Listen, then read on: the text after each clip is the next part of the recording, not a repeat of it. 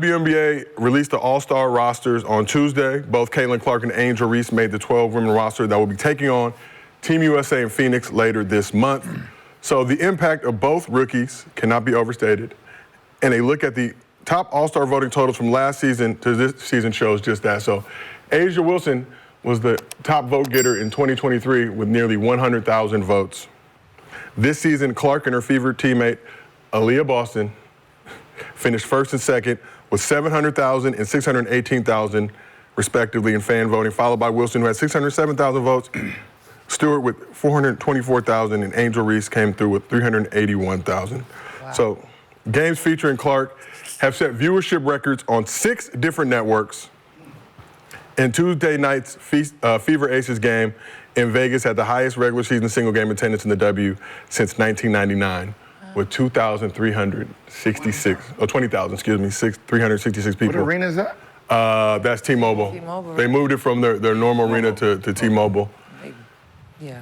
And you look at those All-Star votes, that's like Crazy. a 4-time increase. Yeah. Like times 4 In from 1 year. under 100,000 to 700,000 votes. That's incredible. That's great to see. So the league was growing before Clark and Reese came through, but what has the Caitlin Clark and Angel Reese effect meant for the W this season? Yeah, it's been everything. I mean, you see, like, other players are benefiting from it. It's not just them. It's not just this rookie class. But my favorite part about all of this has been seeing the rookies on the floor. And, like, everyone has always wondered, like, why doesn't the college fandom follow the follow them when they get to the pros? Because for so many years, rookies were just buried on the bench. Their confidence crushed, like snuffed out. And then the next season, they're like, oh, well, you're not good enough, so we're going to just cut you. Or we're going to put you on another team because we don't think you belong here. We don't think you're good enough. So I've just been really excited for the young players getting an opportunity early to learn faster and get comfortable faster and, like, kind of cement themselves in these organizations earlier than, like, I'd barely played my rookie season. I wish I had the opportunity to get on the court my rookie year, but. So do you think that just a business sense that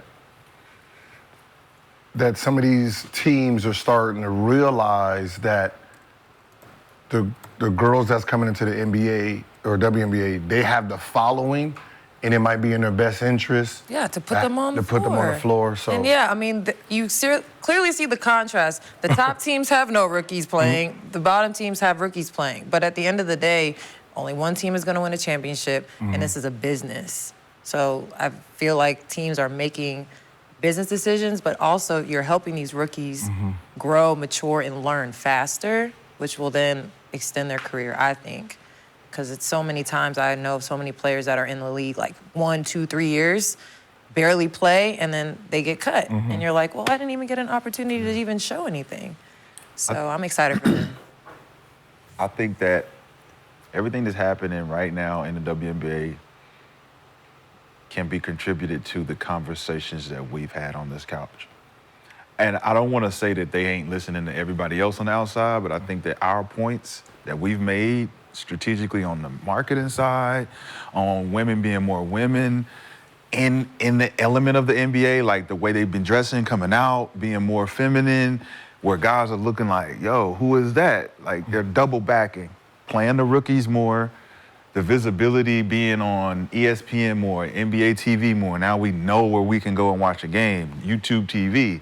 These are all avenues where the WNBA has grown within the last 6 months, maybe. Yeah. So now we're looking at an aspect where the more we keep talking about little tidbits of corrections that they can implement, maybe they hear them, maybe they don't, but we can see that changes have been made in a short amount of time, where rookies are playing now, where we're hyping up Angel Reese to the point where she can be ahead of her time early on. I mean, she's going to go down as one of the best rebounders in the league. Look at that. Like, and if we're not watching, we wouldn't even know it. Yeah. You know what I'm saying? So now we get to see it. Yeah. Well, I want to ask you, too, about Angel. I see a lot of people, the criticism of Angel is she's rebounding a lot of her own shots. That's a skill.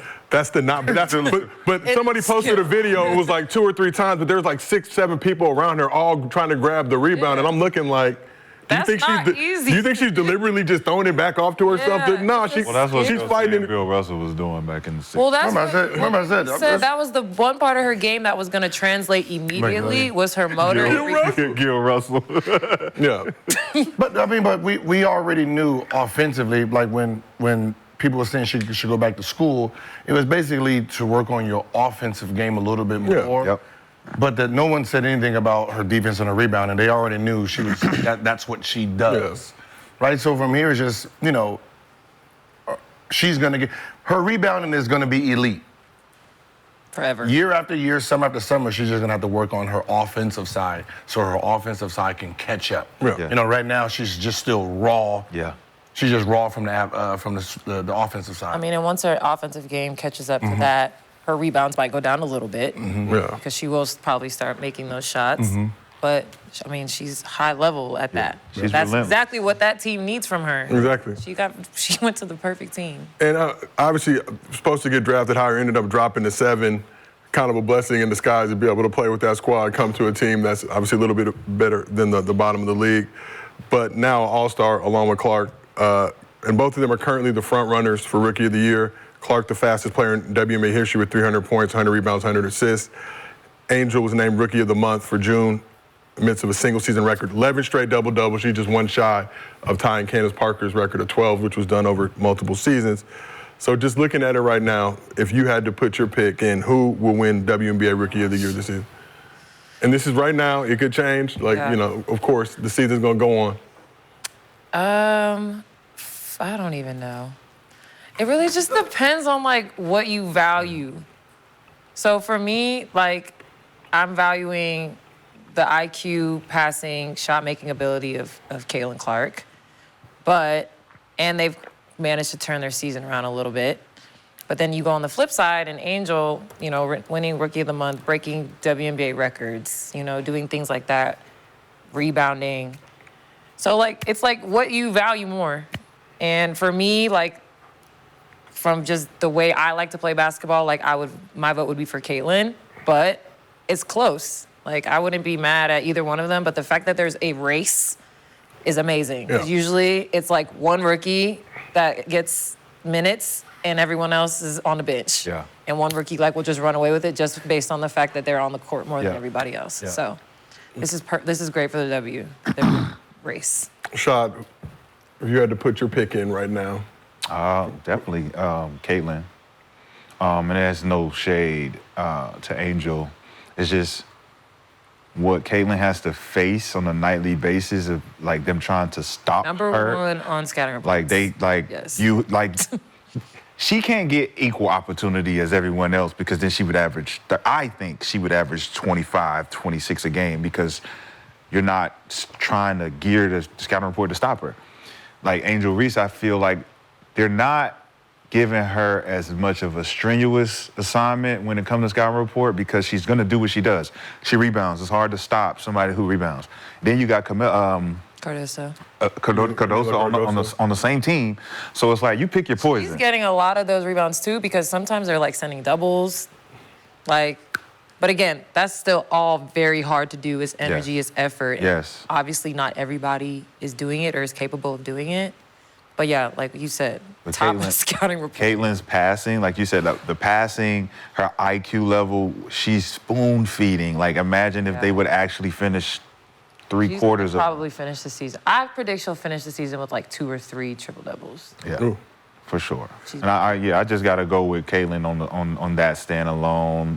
It had nothing to do with influence or nothing. That just straight baller mindset. When you got somebody at the free throw line shoots 1 free throw, they got 2. You shoot 1 and you try to find me Yeah.